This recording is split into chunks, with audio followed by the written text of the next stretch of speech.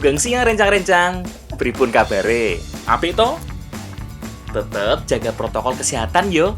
Jangan lupa naikin imun dengan nonton Jejak Anak Negeri. Episode kali ini kita akan mengolah salah satu kuliner yang bikin keringetan.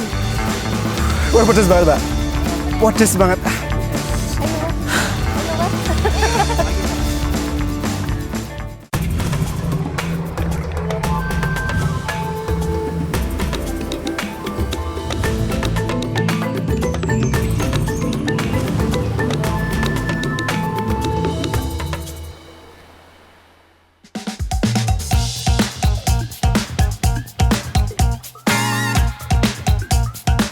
Perkenalkan, namaku Ali. Aku lahir dan besar di kabupaten yang memiliki iklim cukup dingin. Bener, Wonosobo. Di tanah kelahiranku ini memiliki beragam potensi yang luar biasa. Salah satunya adalah lahan pertaniannya. Nah, sosek yo. Aku. Itu anak-anak lagi pada ngapain yo? Kok pada kejar sesuatu? Hei, Wong! Kayak apa? Apa nyekel entok? Walah, lagi pada ngejar entok toh. Wes, tak Ya bantu. wis, nek gitu tak bantu ya. Apanya sih? Entok ini mau dimasak. Soal masakmu masak sih aku jelas gak bakal ketinggalan. Waduh, lumayan gesit ternyata. Padahal udah diikat loh kakinya. Salah satu unggas ini memang dikenal cukup lincah yo. Dalam keadaan tertentu bisa terbang loh malah. Nah, akhirnya ketangkep juga.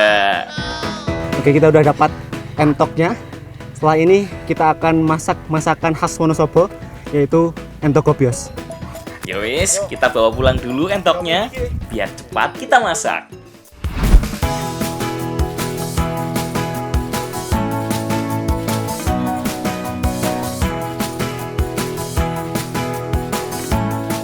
Di rumah, Mbak Mita dan Mbak Lala udah nunggu yuk buat nyiapin bahan dan bumbu untuk membuat makanan khas Wonosobo yang satu ini. Jadi, entok ini masih satu keluarga dengan bebek. Tapi, untuk teksturnya lebih empuk dan juga ukurannya lebih besar. Wih, ganteng ya, Mbak? Iya. Wih, mantep loh, ya. Yuk, lanjut mana ya, Mbak?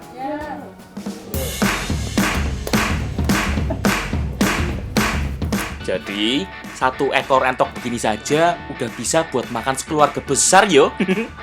Oh iya, selain tekstur dan ukuran, ada satu lagi Ki, kelebihan entok dibanding dengan bebek. Nggak ada aroma amisnya. Jadi jelas lebih enak yo nanti makanannya, lebih gandum. Olahan entok gobios ini menggunakan bumbu yang cukup komplit, mulai dari kemiri, bawang merah, bawang putih, kunyit, lengkuas, jahe, dan daun salam. Sebagian ada yang dihaluskan, dan sebagian bumbu lainnya cukup dikeprek seperti ini saja. Eits, masih ada yang kurang yo, parutan kelapa. Bukan entok gobios namanya, kalau nggak menggunakan santan sebagai bahan tambahannya. Semua bahan sudah siap. Yuk, sekarang kita masak. Ya, Mbak, kita sambung yuk. Langsung masak ayo.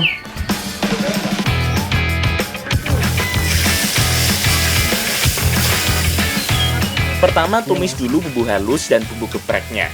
Setelah itu, baru masukkan sedikit air dan daging entok yang sudah dipotong-potong.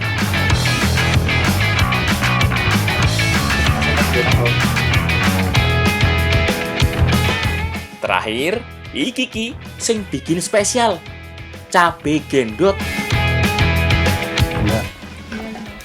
Nah, sebenarnya untuk olahan atau bumbu olahan dari entok gobios ini itu sama dengan opor pada umumnya ya, Mbak.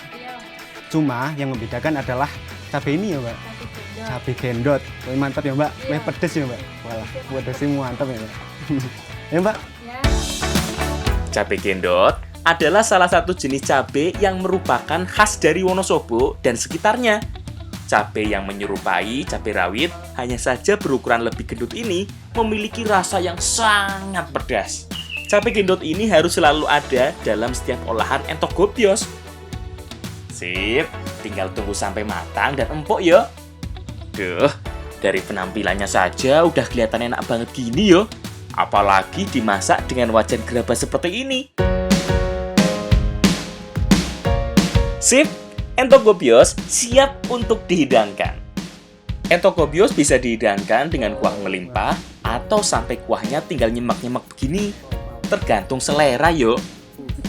Kalau aku sih lebih pilih yang nyemak-nyemak gini yo. Selain lebih empuk, bumbunya juga lebih meresap ke dalam daging entoknya. Apalagi rasa pedesnya. Beuh. Ini nih, kenapa namanya entogobios? Karena rasanya pedes banget dan bikin gobiosan. Ya Mbak ya? Ya, wani ra Mas, mak empui lomboke. Oke, tak coba ya. Coba.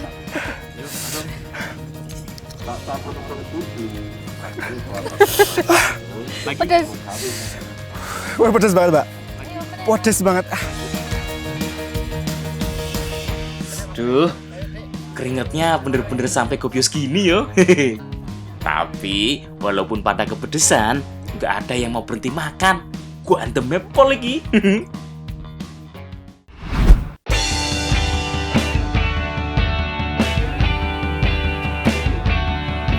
Lur, aku dan Mbak Vistra lagi cari buah nangka. Katanya di dekat rumahnya ada buah nangka yang sudah masak dan siap dipetik. Waduh, kondisi pohon nangka yang agak miring ke samping jadi bikin susah dipanjat yo. Semut ya, Mbak. Harus ekstra hati-hati ki. Tapi walaupun miring gini, aku nggak khawatir pohon nangka ini bakal patah. Soalnya pohon nangka termasuk jenis kayu yang liat, jadi nggak mudah patah ya lur. Paling yang perlu diwaspadai, yo getahnya yang super lengket, mirip lem loh. Yuk Mbak Vistra, kita bawa buah nangkanya.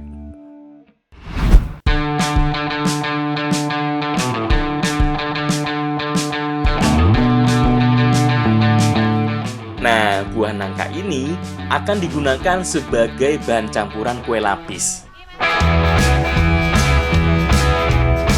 Nangka masih satu marga dengan cempedak dan sukun. Bedanya, buah yang kalau matang memiliki daging berwarna kuning ini memiliki aroma khas yang cukup kuat. Makanya, cocok banget yuk dijadikan campuran beberapa makanan, termasuk kue lapis yang akan kita buat ini. Aku biar ngurus nangkanya saja yo. Lumayan, bisa sambil icip-icip. Nah, soal bahan adonan lapisnya, biar dibikin sama kaum hawa di sana. Bahan kue lapis ini cukup sederhana. Hanya butuh tepung beras, tepung kanji, santan dari parutan kelapa, dan gula pasir.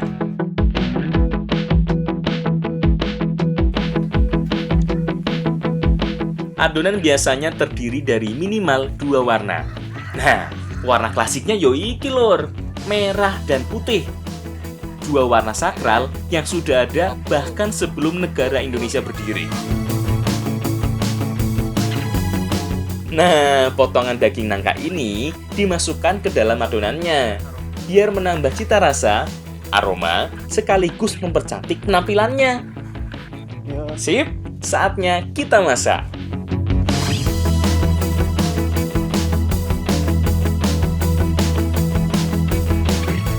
Kue lapis dimasak dengan cara dikukus di dalam wadah loyang yang sudah disiapkan. Ya, Mbak. Wes, Mbak. Ini nih ciri khasnya kue lapis. Jadi kita harus menunggu lapisan pertama mengental terlebih dahulu, baru kita kasih lapisan yang selanjutnya. Ya, Mbak. Wes, Mbak. Wis Mas, tutup wae. Wes, tak tutup.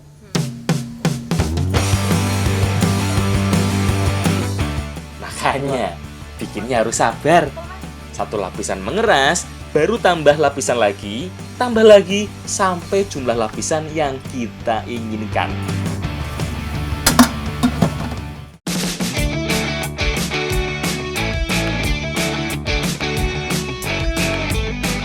Go, timam go.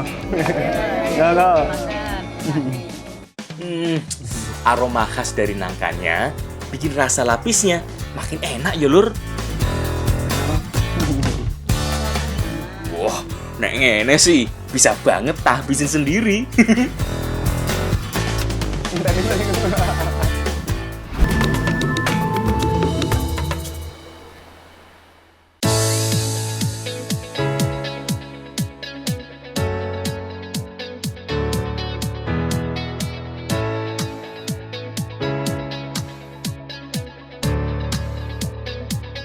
Lur, aku masih di Dusun Sigedang, Wonosobo. Kali ini, aku mau panen kemar, salah satu buah yang banyak ditanam di sekitar sini.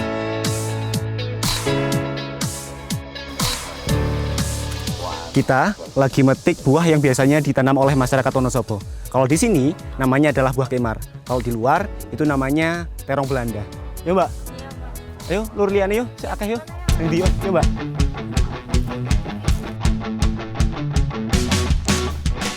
Sebenarnya, tanaman yang masih keluarga terong-terongan ini berasal dari Amerika Selatan. Masuk ke Indonesia pertama kali saat zaman kolonial Belanda. Makanya, tanaman yang satu ini jadi lebih dikenal sebagai terong Belanda. Terong Belanda mulai berbuah setelah usia tanam 2 tahun dan biasanya akan mati 3 tahun kemudian. Nah, buah yang sudah masak biasanya berwarna kemerahan seperti ini. Yuk, balalah, wis akeh ki. Tak bawa pulang dulu yuk.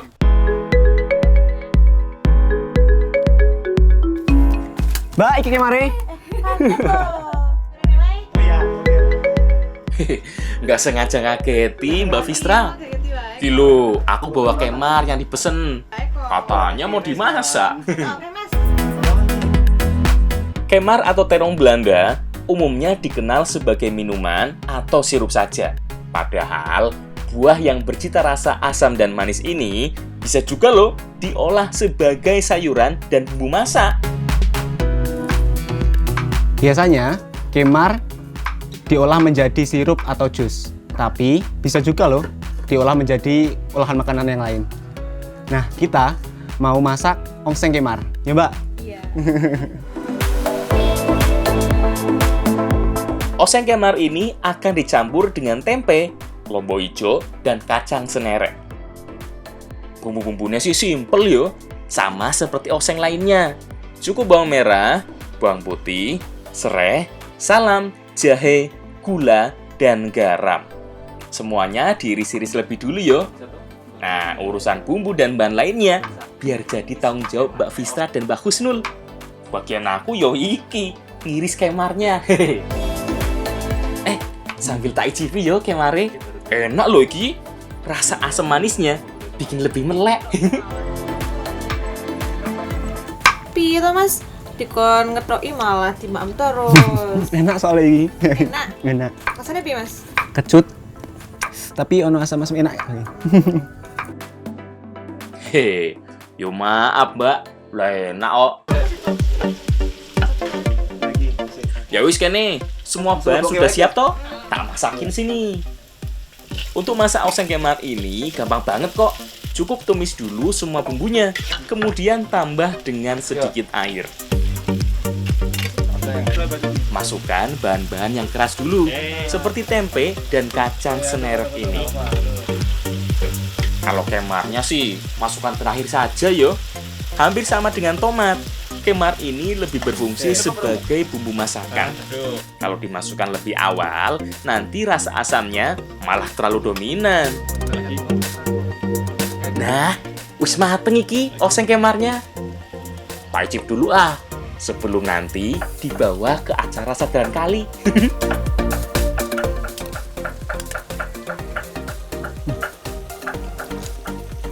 Rasa kemar yang sedikit asam sangat cocok kalau dimasak bareng oseng-oseng sebagai pengganti tomat.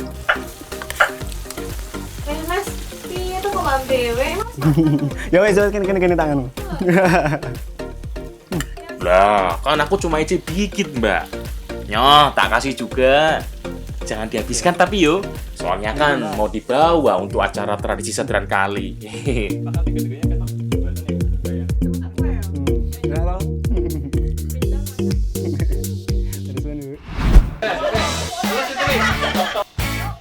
Setelah selesai masak oseng kemar, aku dan Mbak Fistra mau bantuin ibu-ibu di Dusun Traju yang lagi nyiapin tenongan untuk tradisi Sadran Kali. Dalam satu tenong ini ada berbagai makanan, seperti nasi bucu, urapan, berbagai lauk dan sayur, serta aneka jajanan tradisional. Karena untuk makan satu kampung, jadi masaknya banyak banget gini yo. Nasinya aja berkali-kali masaknya. Padahal pancingnya udah segede gini loh. Kalau semua makanan sudah matang, sekarang kita masukkan ke dalam tenong. Tenong adalah wadah bambu yang biasanya selalu ada dalam tradisi nyadran. Niki ditata langsung betul kok, Bu. Niki. Nah, setelah semua makanan dimasukin ke dalam tenong, nah bakal kita bawa ke acara Sadran Kali. Tenong ini akan dibawa oleh masing-masing satu orang yang mewakili satu keluarga besarnya.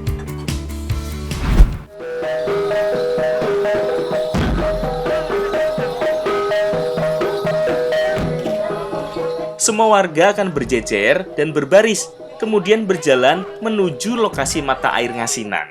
Ada yang membawa tenong, ada yang membawa tumpeng dan makanan lainnya, ada juga yang membawa alat musik untuk mengiringi topeng irengnya.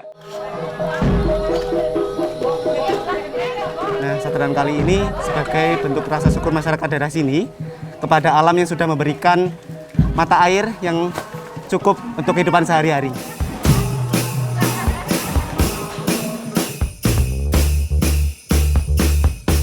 Cukup meriah telur. Padahal acara ini hanya dilakukan oleh satu RT loh. Belum semuanya. Karena masih pandemi, jadi jumlah yang ikut serta masih dibatasi.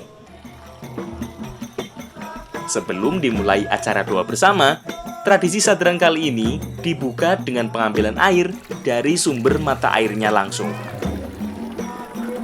Ini adalah mata air ngasinan. Dari sini dialirkan ke rumah-rumah warga untuk kehidupan sehari-hari. Makanya acara Sadranan Kali ini dilakukan di sekitar sini. Sebenarnya ada 3 sumber air di mata air ngasinan ini. Salah satu yang terbesar dimanfaatkan untuk memenuhi kebutuhan hidup sehari-hari warga dengan langsung dialurkan ke rumah-rumah warga. Berkat mata air inilah, kebutuhan sehari-hari warga terhadap air bisa tercukupi.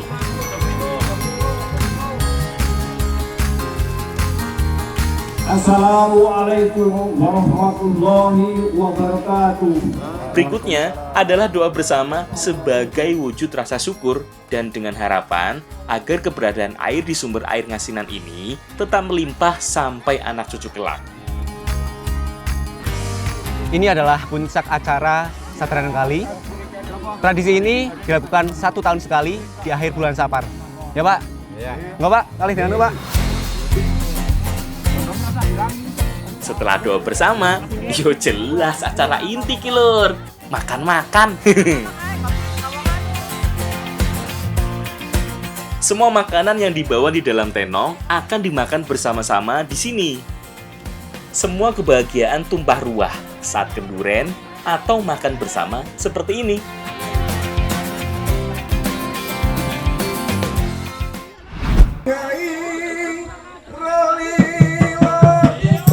Gak cukup sampai di situ ya lur. Acara Sadran Kali ini dilanjutkan dengan hiburan dari kesenian setempat. Nah, kebetulan di Dusun Traju ini ada kelompok kesenian topeng ireng. Nah, ini adalah tarian topeng ireng, tapi jangan salah, mereka nggak pakai topeng ya. Karena topeng ireng itu singkatan dari Toto Lempeng Irama Kenceng. Jadi, itu adalah tarian dengan tatanan yang lurus dan irama yang kencang.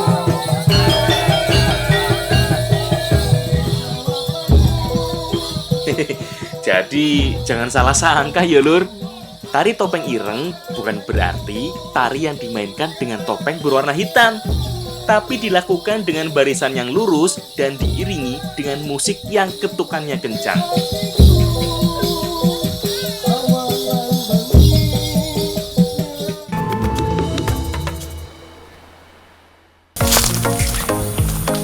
Oh iya lur, tadi lihat gerabah wajan yang tak pakai buat masak entok gobios toh? Sekarang, aku mau main ke Dusun Nyamplung, Kedu untuk melihat cara pembuatannya. Kebetulan, aku diminta buat bawa karung berisi pasir. Nah, katanya pasir ini dipakai buat bahan campurannya. Lah kae Bu Baon sudah nungguin ternyata. Ibu pasirnya Ini mas, wis bupil mau kok teko-teko tanteni. Aduh ibu niki Walah. Pasir kali yang sudah diayak halus ini dicampur dengan tanah liat sebagai bahan baku gerabahnya. Bu. Hampir semua warga Dusun Nyamplung ini adalah pengrajin gerabah. Nah, tadi aku bawa pasirnya buat campuran tanah liatnya. Ibu. Iya. Enggak, Bu. Cat mana, Bu? Nyandel.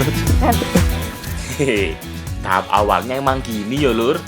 Tanah liat yang sudah dicampur dengan pasir ini harus diinjak-injak biar lebih mudah tercampur rata dan kalis. Kalau pakai tangan ya jelas emeng tangannya. Belum tentu kuat juga. Sip, tanah sudah siap. Sekarang saatnya kita buat.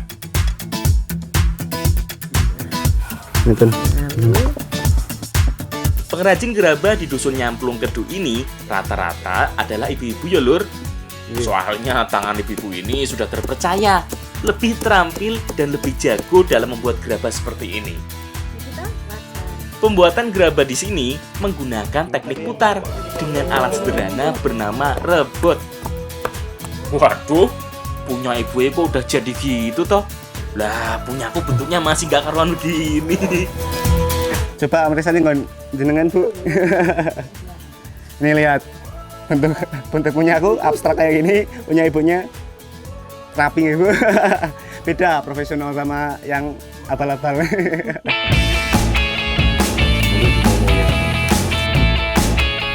Bu, mungkin paringkan pun dini Bu. Ngono ae mas tak totone. Ngerti mawon. Heeh. Nggih. Tak totone. Mungkin kula tak mudhut meneh nggih, Bu. Heeh.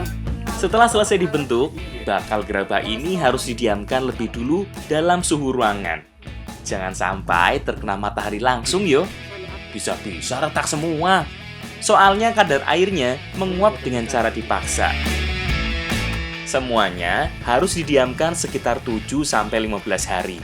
Baru setelah terlihat kering, gerabah-gerabah ini dijemur di bawah terik langsung.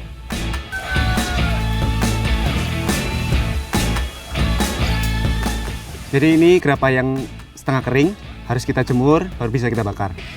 Nah, prosesnya itu 1-2 hari tergantung ketebalan sama ukuran. Tergantung kondisi cuaca juga ya lur. Nek panasnya kuat banget gini sih, sehari aja udah cukup. Udah bisa bener-bener kering gerabahnya. Ini kok buatan sih kalau gitu. Oh iya, gerabah yang udah kering karena penjemuran harus segera dibakar biar nggak lembab lagi. Tidak ada tungku khusus untuk melakukan pembakaran gerabahnya. Biasanya hanya dialasi dengan tempolong dari tanah liat juga. Baru kemudian susun gerabah yang akan dibakar di atas tempolong-tempolong ini. Kayu-kayu untuk pembakaran dimasukkan dari sela-sela tempolongnya. Kemudian jangan lupa tambahkan juga daun bambu kering di bagian atasnya. Ini pun terakhir nih, Bu. Pun tinggal nunggu pinten jam nih, Bu, biasanya? 1 jam, nggih. Nah, ini adalah proses terakhir dari pembuatan gerabah. Kita tinggal nunggu sekitar 1 jam untuk gerabah ini benar-benar matang. Oke, Bu. Nah, daun bambu ini yang akan membuat suhu panasnya bisa tersebar lebih merata. Walaupun hampir sama dengan keramik dari bahan dan cara pembuatan, tapi proses pembakaran pada gerabah nggak butuh waktu terlalu lama yo. Suhunya saja tidak setinggi keramik, cukup di bawah 1000 derajat sudah bisa matang. Ada beberapa jenis gerabah yang dibuat di Dusun Nyamplung ini, seperti wajan, tungku, piring, kendi, dan berbagai jenis perkakas rumah tangga lainnya. Dari sinilah gerabah-gerabah di wilayah Kedu beredar.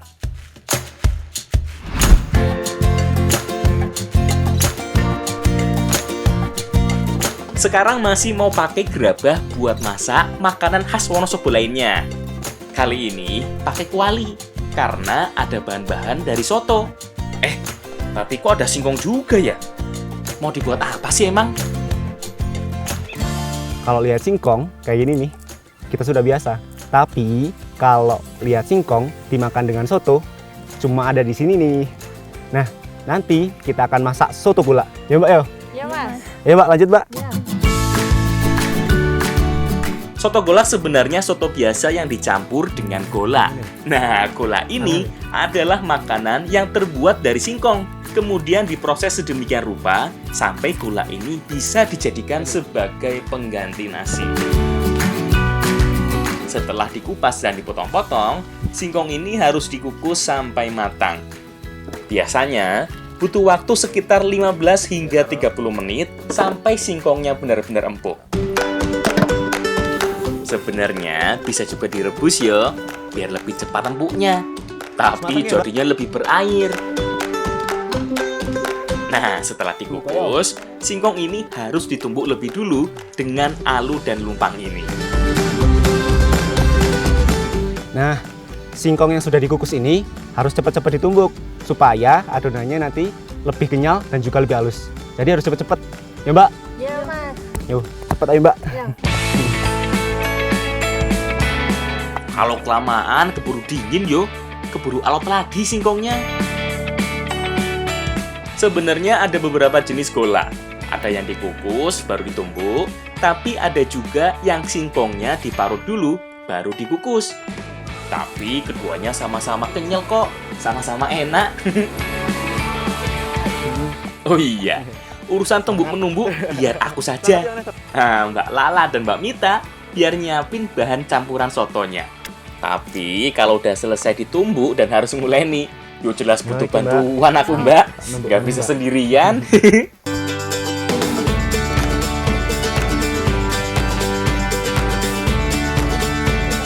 Setelah diuleni, baru potong-potong adonan gola ini. Gak usah gede-gede yo, agak tipis wae, seperti motong tempe atau tahu, biar lebih cepet matangnya saat digoreng nanti.